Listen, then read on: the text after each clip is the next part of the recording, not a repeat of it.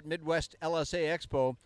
We just got done looking at a factory-built RANS, and they always do a beautiful job, but we saw another really handsome Raven S20 here, and we wanted to have a look at it. I'm Dan Johnson, and I'm talking with Shane Brown, who is associated with the company Telford Aircraft. Is that right? Yes, Dan. Where are you located? Johnson City, Tennessee. That's not a bad state to be from. I used to live in Tennessee myself. So what do you do down there at Telford Aircraft? Well, we are a certified RANS dealer. We sell the RANS kit. We manufacture the RANS. We do a full build and then sell the airplane. And then we also do a builder's assist program. When you built this airplane, how long did you have to invest in it? Oh, about 450 hours. 450. And how long did that translate to in time, in months or weeks or whatever? About 7 weeks. 7 weeks. Okay. So in 7 weeks, you can bring in a box. I've seen how the RANS guys deliver them, a couple of boxes. And on the fast build kits.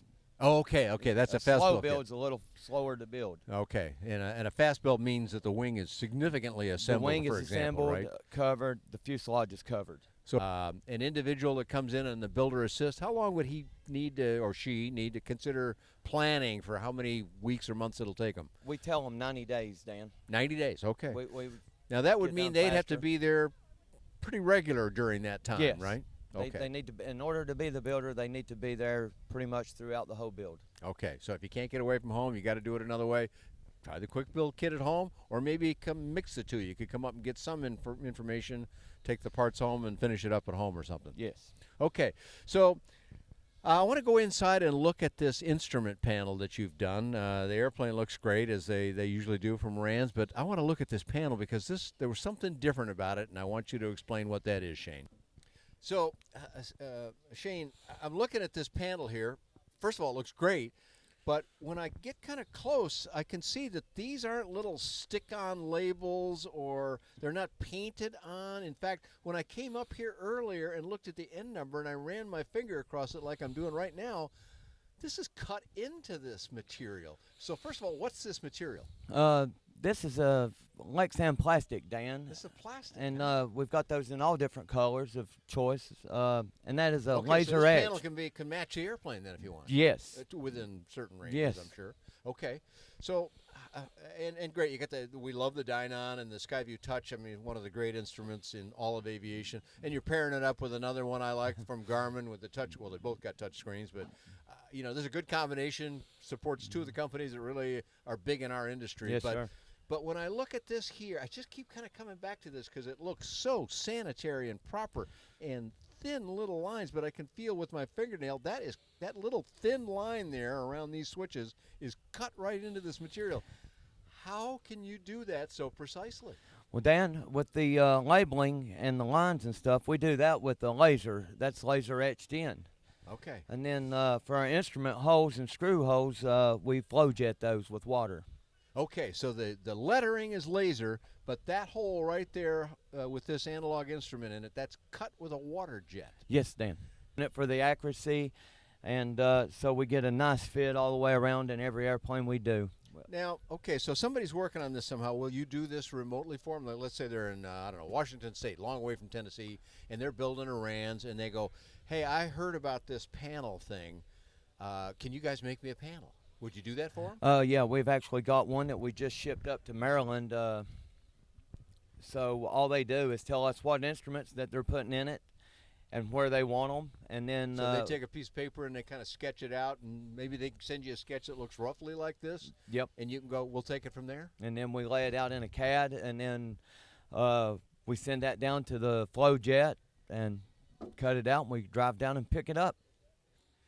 Well, there's one more little thing about this that I want you to tell me. I'm very impressed with this panel work, but if you've got to get behind this panel to do something, that means you're kind of laying upside down on this seat in a very awkward position. You're trying to get your hands up underneath that panel and connect little wire clips or whatever it is you've got to do back there. It's been the way it's always been done. But I look down from the bottom side and I see a hinge down there. So you've got this one so that it comes out. Is that right, Shane? Yeah, with the factory panels, that's kind of the way you have to do it. Either wire it as you build it, get the dash on it, or lay down on your back and get under there. But what we do, we incorporate a piano hinge And that way we can hinge this panel down and we can get back there and work on it anytime we need to. Now, I'll tell you, folks, we're cheating just a little bit here because we already took out 10 screws so that you can pull this down for us. So I'm going to let go now. I'm kind of pinning it in position. Now we're going to see how this is. Okay, and look at that now. I'm telling you, that is the way to work on an instrument panel.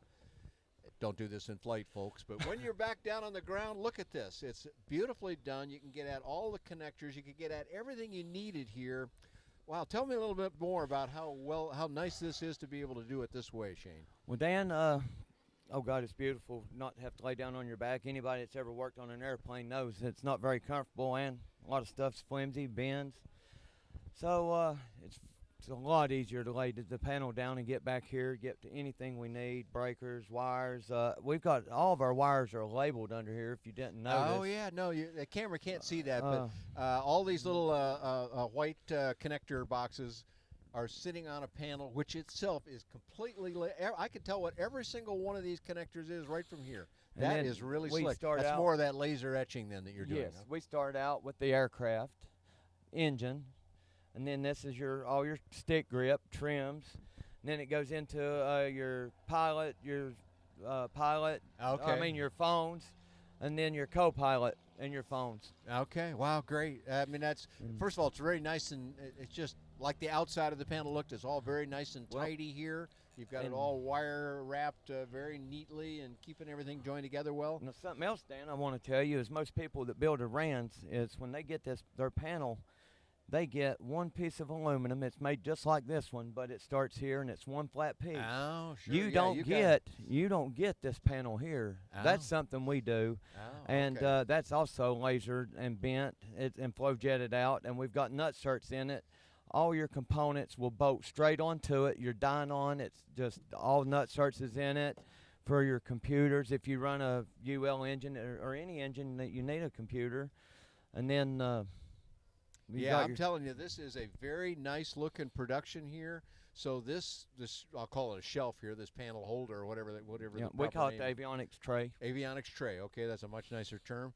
And that is something that you're adding to the equation, and then you're able to do all this. And I'm seeing that the way this works here, if you pull that stick back a little bit, all those wire parts and everything, by the way you've got them joined up, and even the air inlets here for the analog static. Everything is just goes in and out of there like no problem. You're not going to be pulling wires loose when you do this. No crimp. It don't kink the PDOT and static system. All right. So I'm telling you, if you are a RANS builder and you're doing the experimental amateur build or an ELSA, either one, any aircraft, you're doing a lot of work yourself, or for that matter, yeah, any aircraft, not just a RANS. This looks like something you ought to look into. How much? Now they're still going to do the physical mounts and stuff, or do you do that as well? Well, if they want us to, we are dealers for the dynon. So you could send them back this package here. We could send them the whole instrument panel, avionics tray. All of this would be pre-wired. The dynon DV1000 up to the tray, and all of everything that could be wired would be wired. They would just have to hook up everything on the back of the Euro connectors, Dan, would be connected.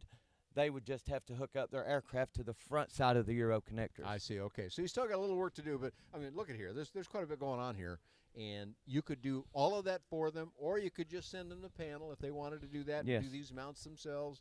Any combination of all of the above. Huh? Yes. All right. Well, great stuff.